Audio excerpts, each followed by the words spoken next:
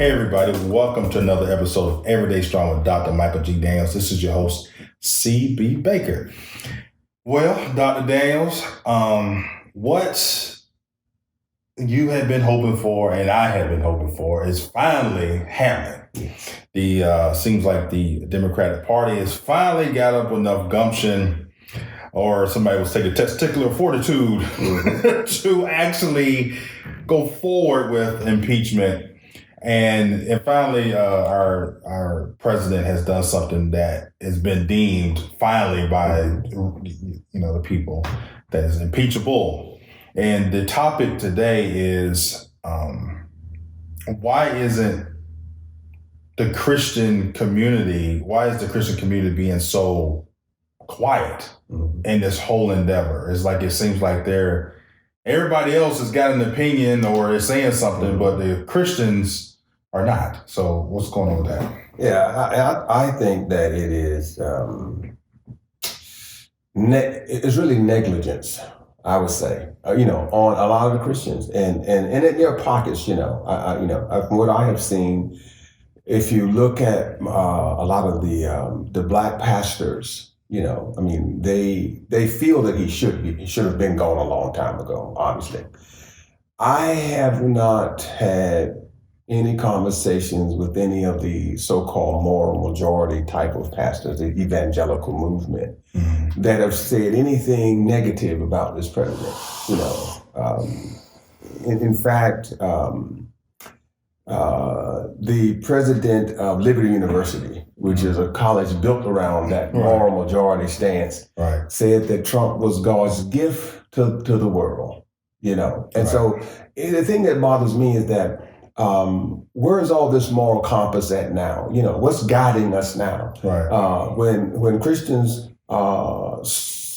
were outraged they're outraged at things like abortion. Not all. I'm just saying. They're outraged at abortion. They're outraged at if let's say a man were to take advantage of a woman. They show all this outrage at anyone else that does it, but there's no outrage with him doing it. And from my perspective, what he did was impeachable before he got in office. Just because of his moral stance on things. To me, that is not becoming a president. So I'm really kind of upset at the Christian community because if we're in a country where we say in God we trust, and we're in a country where we say that our views of freedom are supposedly led by, our Christian values, then how in the world can we have a leader that's so far away from them that it now is the norm, for someone to act the way he acts? The ironic thing about this is it seems like the church or Christians pick the notion of the separation between church and state at the wrong time. And it's like, well, this ain't got nothing to do with what's going on in the church. That's the government. We're going to keep it separate. And when gay marriage came up in around the time of the elections, when George Bush, I forget the political campaign strategist. He was a genius for bringing that up to be able to get George Bush reelected. And abortion, we bring in the Christian community for that. But all of a sudden, we're not doing that anymore. I don't know, Pastor Daniels.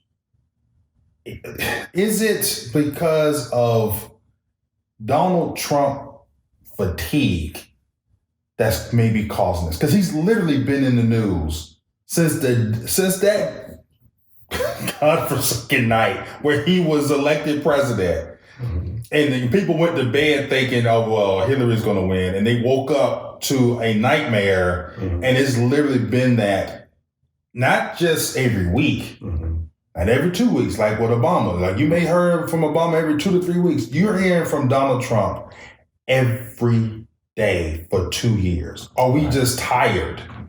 I hate to say this about my fellow Christians, but I don't think it's fatigue. I think it's the reality of how they really feel. You see, That's deep. you know, you know, sometimes, sometimes you kind of put a gauge on equity. In other words, you look at someone and you say, well, these ideas weigh heavy for me. And if they line up with me in this area, then I'll weigh it against the things that don't line up with me. And if they kind of equal out, I'm okay. Here's what I'm frightened about. Donald Trump is an avowed racist. He's a racist. There's no way around it. We can color it any way we want to color it, and say things like, well, he got this black person working for him. Slave owners had black folk working for them too. Right. That has nothing to do with it. You know, people say, well, I got a few black friends. The fact that he invites a few black people into the Oval Office, that means he's not a racist.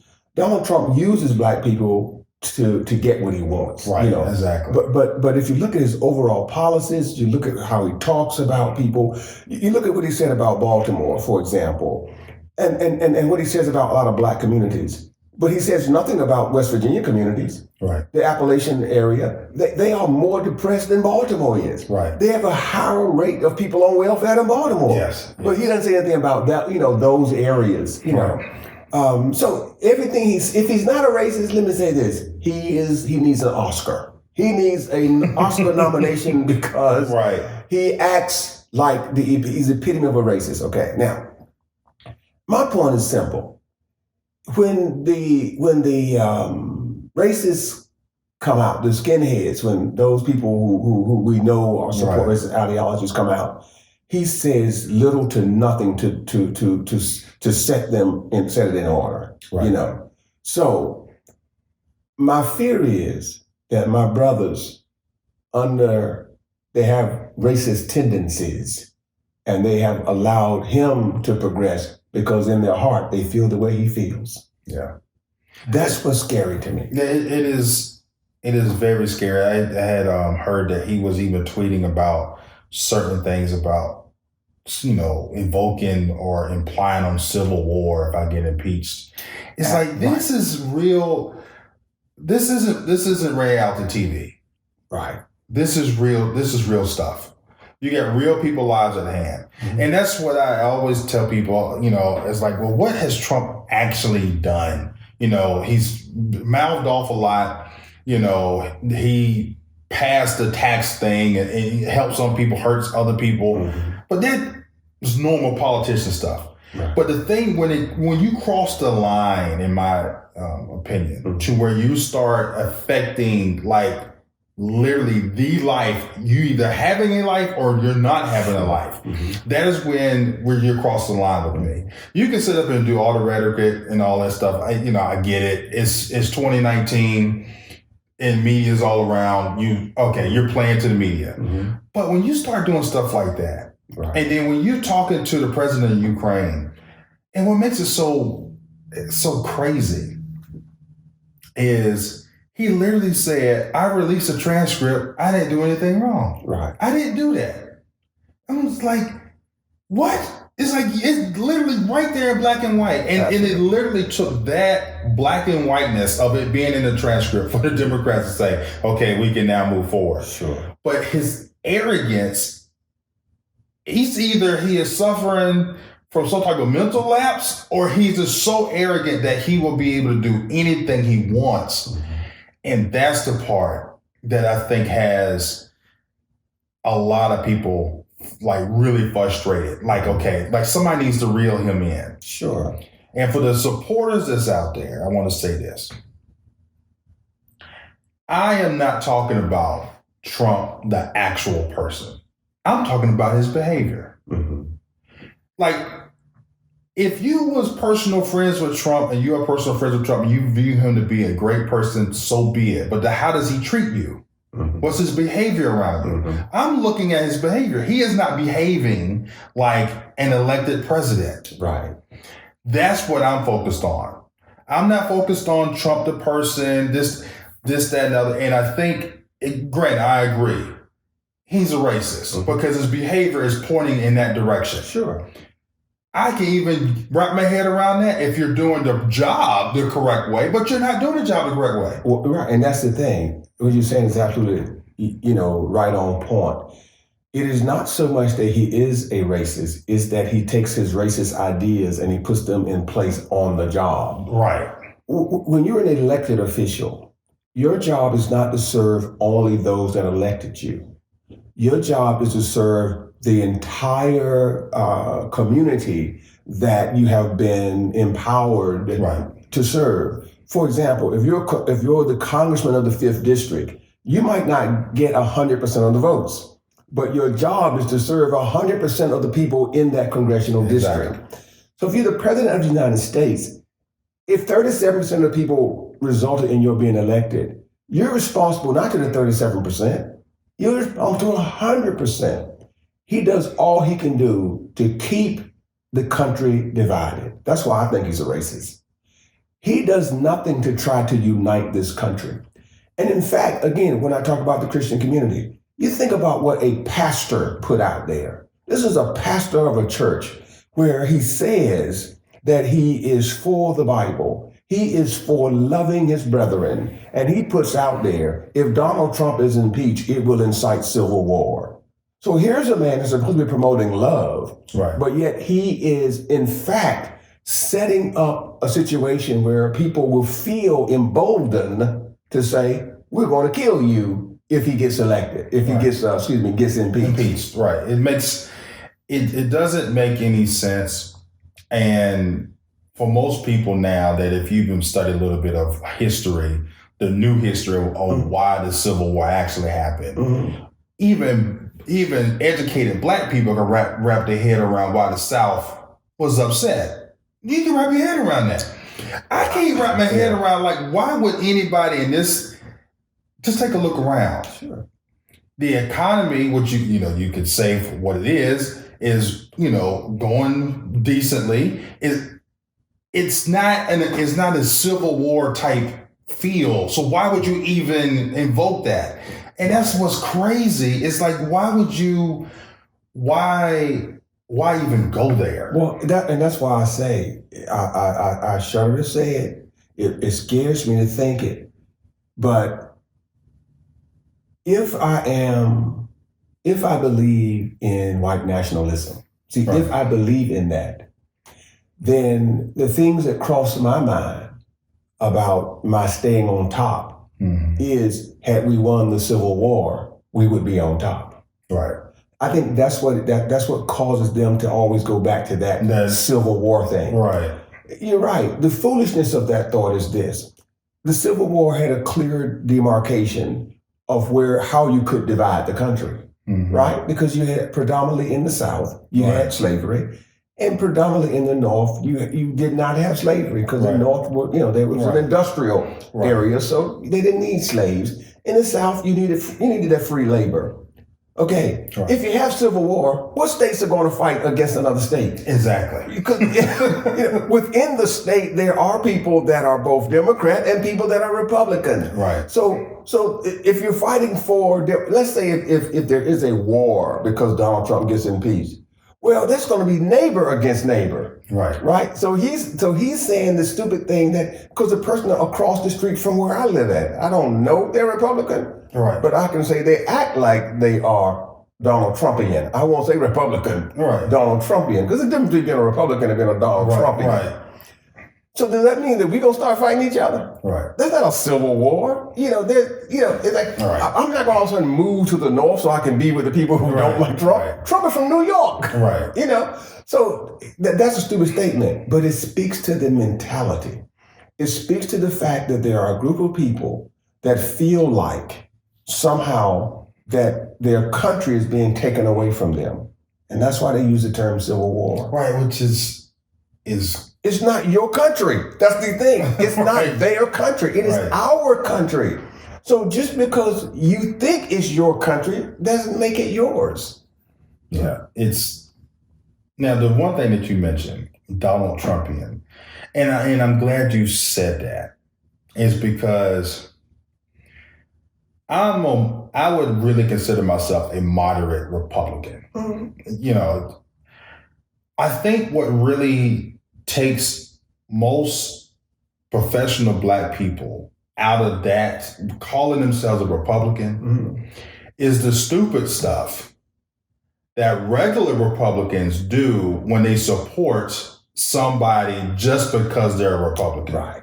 Absolutely. They don't. There's plenty of people that wanted when he was living wanted to support John McCain, and he was Republican. Sure. But he was like he understood America, like what we need to do to bring America to take it forward. Sure. Same thing with Obama. He understood what to do to get America to take it forward. They were united. Right. Even Bush. Yeah. Even Bush.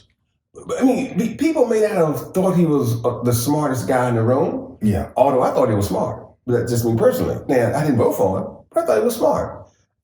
If you're the dumbest guy in the room when you become president, you must be kind of smart. Yeah. I mean, in reality.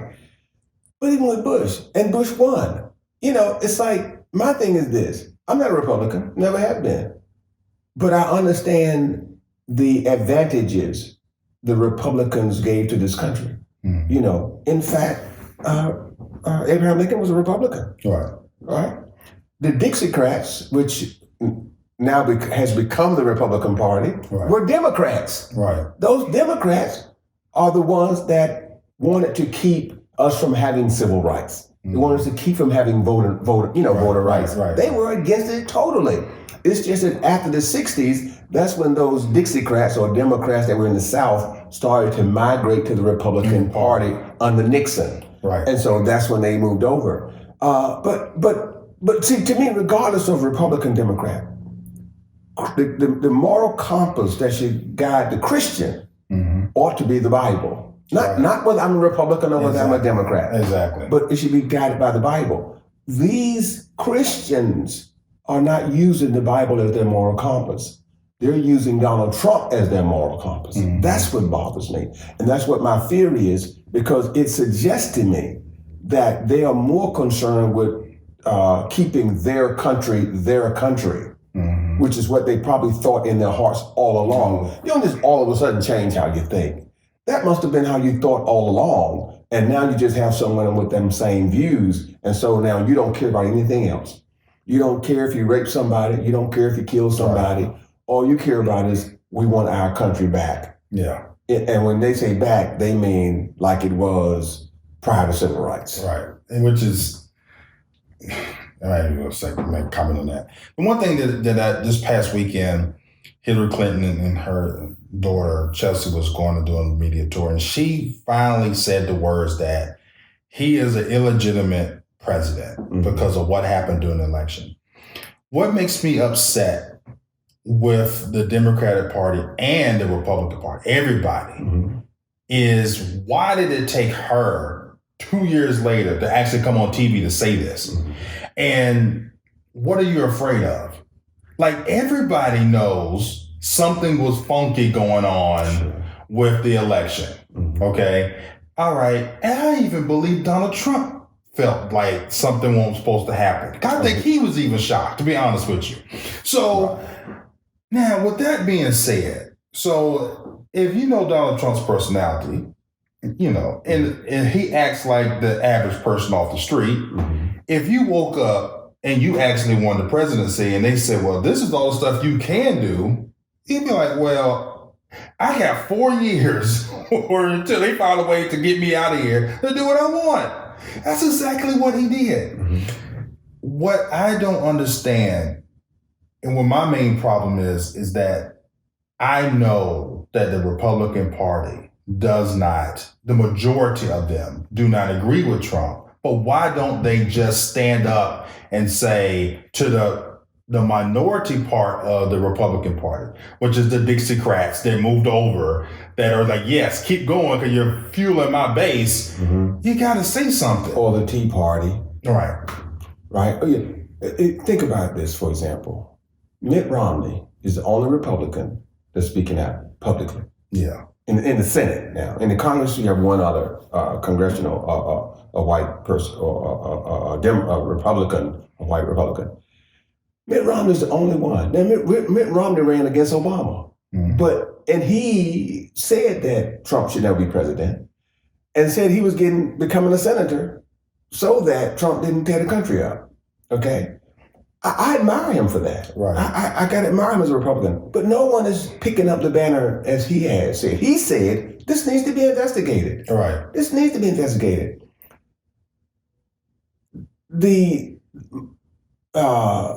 If you look at the other Republicans, you look at who is in charge of the Senate, for example, Mitch McConnell said about Obama, our entire goal is to make sure he's a one-term president. That's what he said publicly on TV. Right. That's our goal is not to fix the economy. Our goal is not to make sure you have better health care. None of that stuff he said. He said, our goal is to make sure this president is a one-term president. And so they blocked legislation to make us better. They would not cooperate because that's all they wanted to happen. Now, he said we were going to harass Obama, and they did. Mm-hmm. Now they're saying, the same guy is saying that what was happening to Trump is he's being set up. When nobody, and he knows nobody set up Trump, nobody put Trump on the phone call. Right. So now they're saying that this whistleblower was somehow some deep state spy. When the law of this land, that's why I'm saying these so-called moral people, the law says, as a whistleblower, I am required to be protected. Right. I am required to be protected. The law says, if I say something, you're supposed to investigate it. And here's a senator that's saying, no, we shouldn't. Mm-hmm. When he passed the law, right. And he's saying now, no, we shouldn't, because he wants to protect Donald Trump. See, to me, that's the kind of thing that says where we are as a country, that says that our moral compass has been just underscored. And so now the norm has become to just do what you want to do. This is similar to how the world was back during the time of Sodom and Gomorrah, when that which is nasty, that which is unbiblical is becoming the norm, so we can just accept anything from anybody. And so that's why I'm saying, that's what worries me about our Christian community. If you think that, if we who are in the Christian community feel that it has been us that has kept this country on the right direction as far as how we treat others. Right. But now we're saying we don't care. Let them treat how they want to treat. This guy puts his life on the line. His life has been threatened. They have a $50,000 reward out to say, for whoever will say who he is. Mm-hmm. When the laws are down to protect him, that president is saying, I want to know who he is. When he knows it's illegal for him to know who he is, but yet he's saying, I want to know who he is. I'm just saying Christians need to step up. Christians need to step up. Christians need to say, we want to be the salt of the earth. Mm-hmm. We want to make sure this country moves in a way where we can be proud to say, I'm an American. But they have fallen back. They have not done what they said they were going to do. And to me, it is a shame that we don't do that. There's not a Christian in this world and in this country that can honestly say that they believe that Jesus would be happy with us doing nothing. That Jesus would be happy with us allowing this guy to just lie.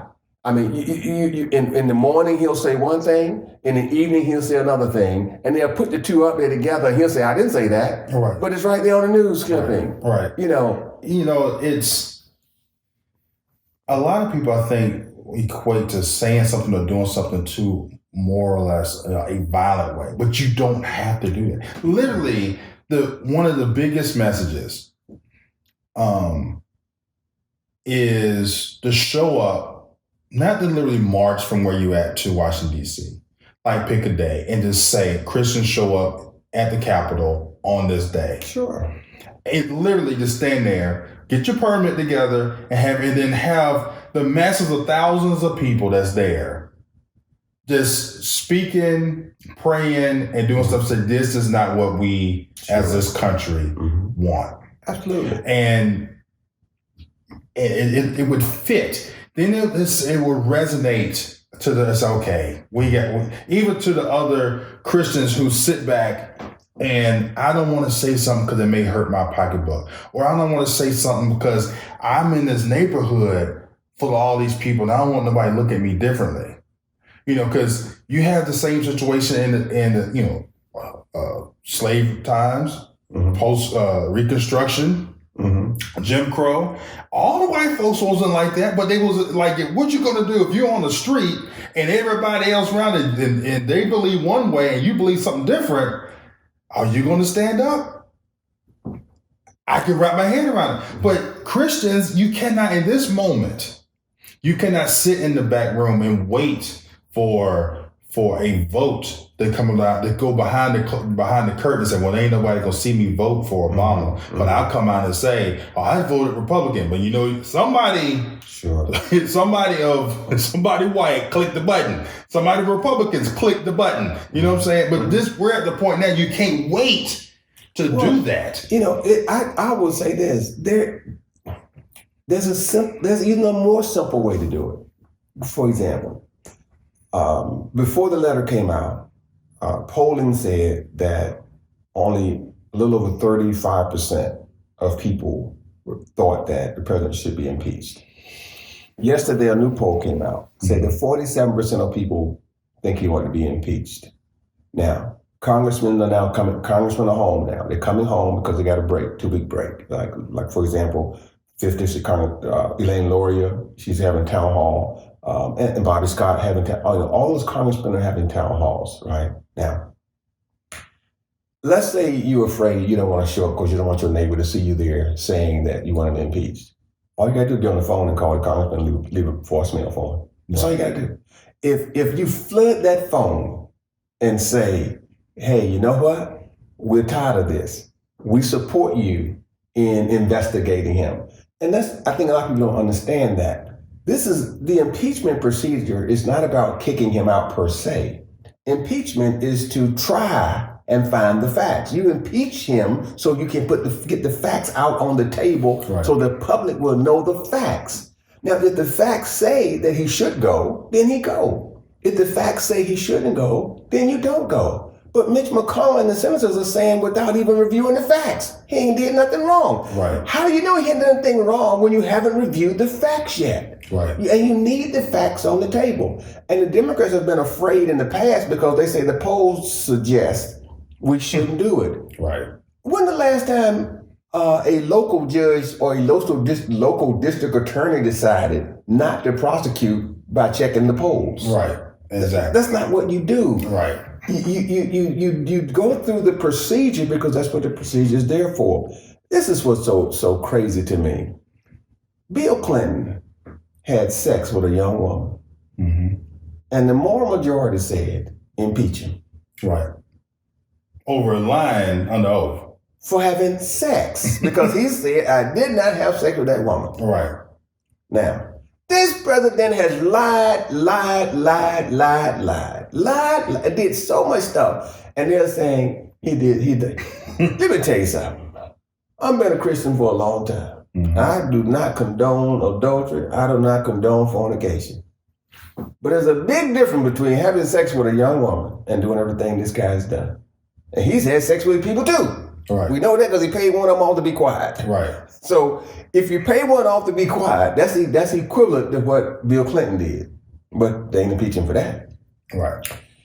So I'm just saying the moral equivalent is crazy of how the Christian community. I'm not talking about non-Christians, because non-Christians, I get it. They're about their pocketbook. But the Christian community should not be just about their pocketbook. The Christian community should be about what is right in the eyes of God. So let me ask this critical question here. Is this evidence that the faith of Christianity does not have the deep following that it once did?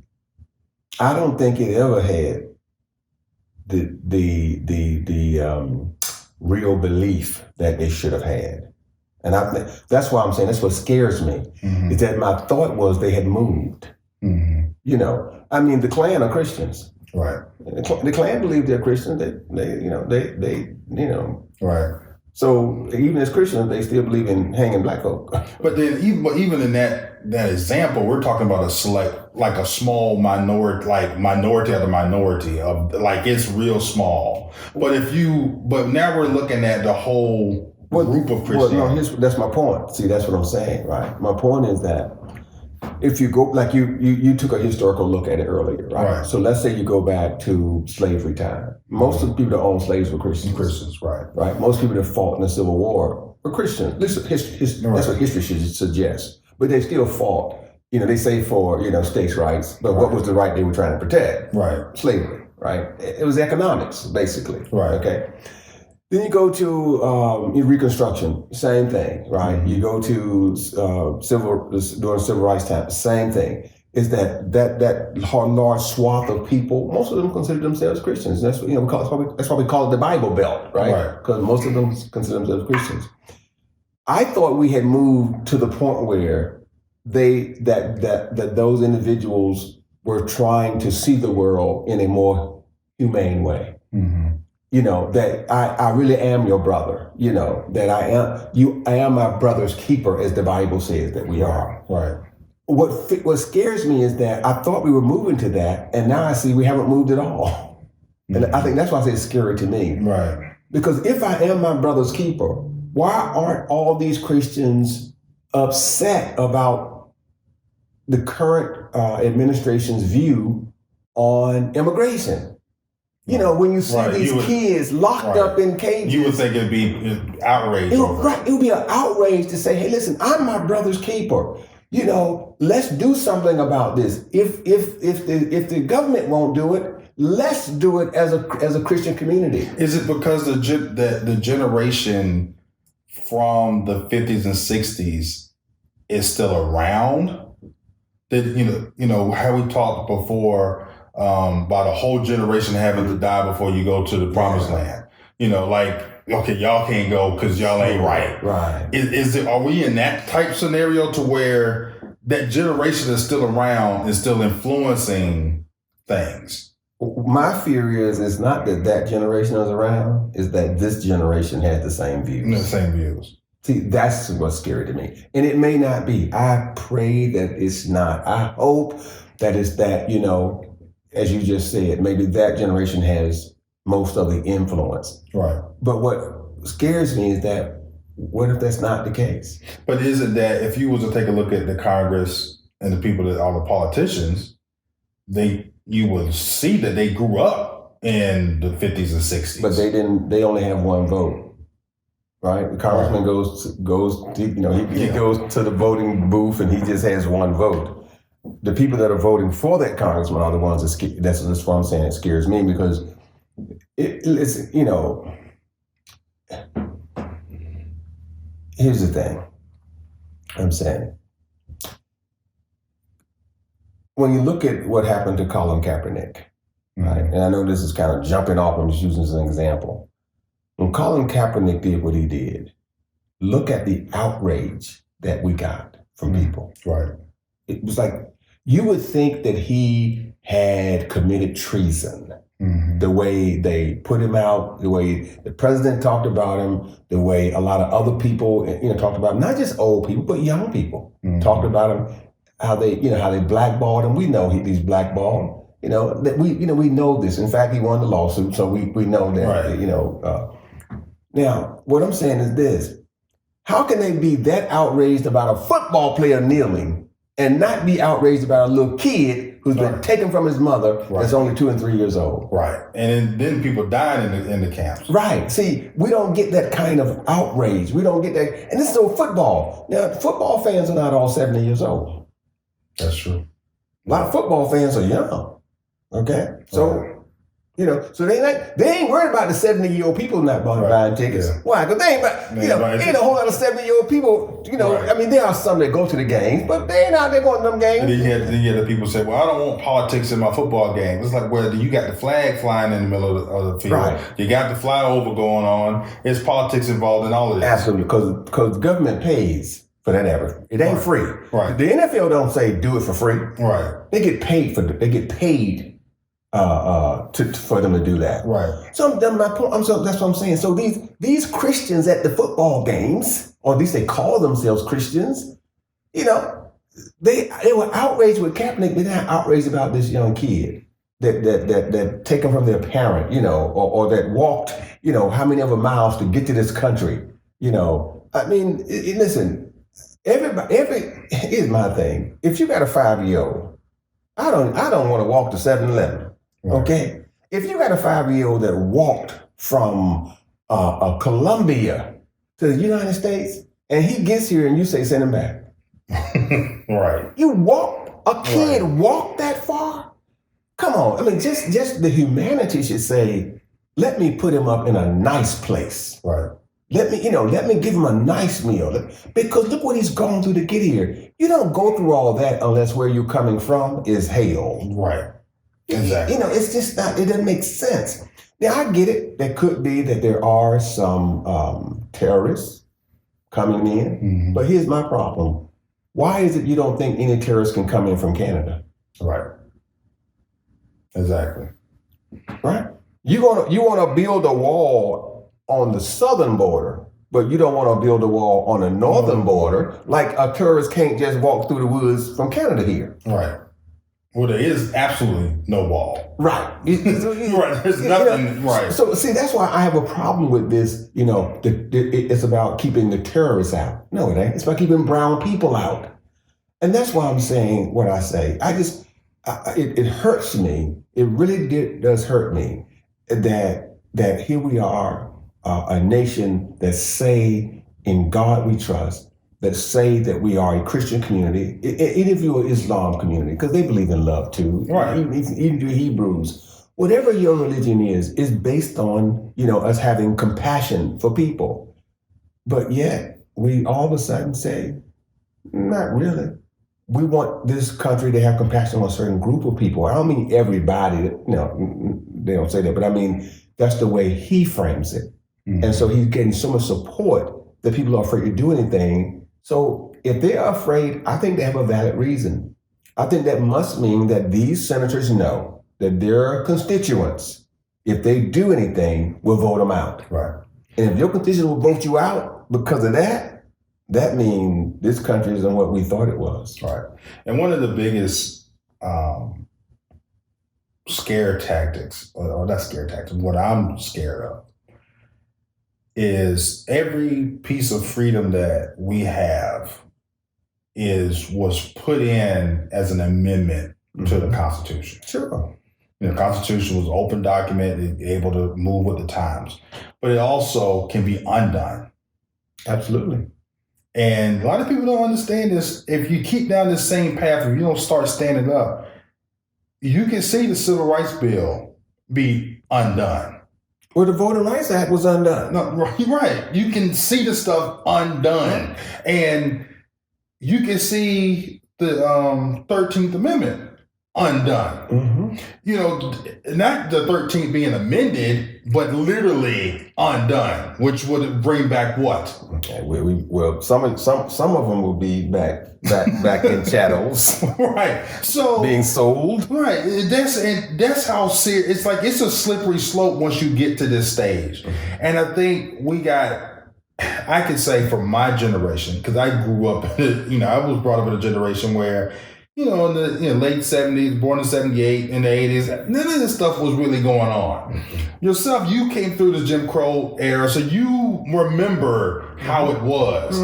And the kids now, they're so ingrained in looking at social media, looking at TV, they don't really realize that if you don't go out and vote, right.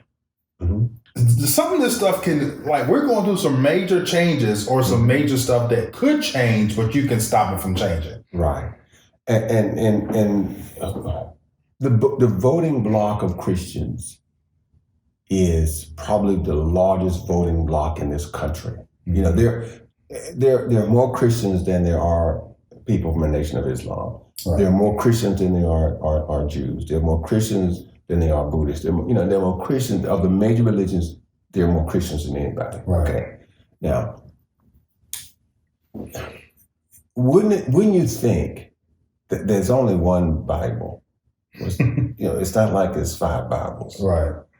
Wouldn't it stand to reason that if Jesus said the greatest commandment is to love God with all your mind, body, heart, and soul, the second is likened to the first, to love your neighbor as yourself. Simple. It's not rocket science. It's just simple.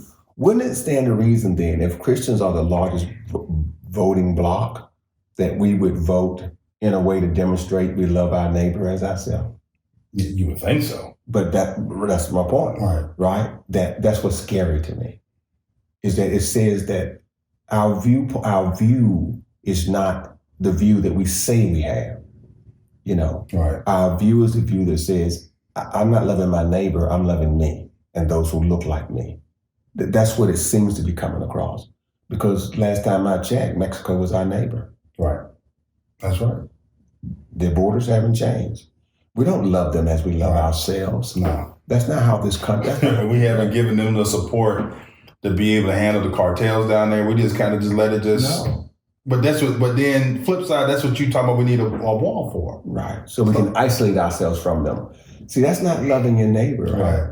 It's just not that. That's, to me, that's what's scary about it. Yeah. Very, very scary times, and I do hope that everybody out there goes to vote, even though it's not a presidential time to vote. But it's as critical that you go and voice your one vote. Absolutely. And as a matter of fact, go pick somebody up that's able to vote and go take them to the polls. Take them to the polls. Call your congressperson. Call your senator. Call your local delegates and express your opinions to them. Leave a message, attend town halls so they understand how you feel. Well, that was a deep one, Dr. Daniels. Thank y'all so much for taking a listen to this. This is your host, C.B. Baker. Till next time.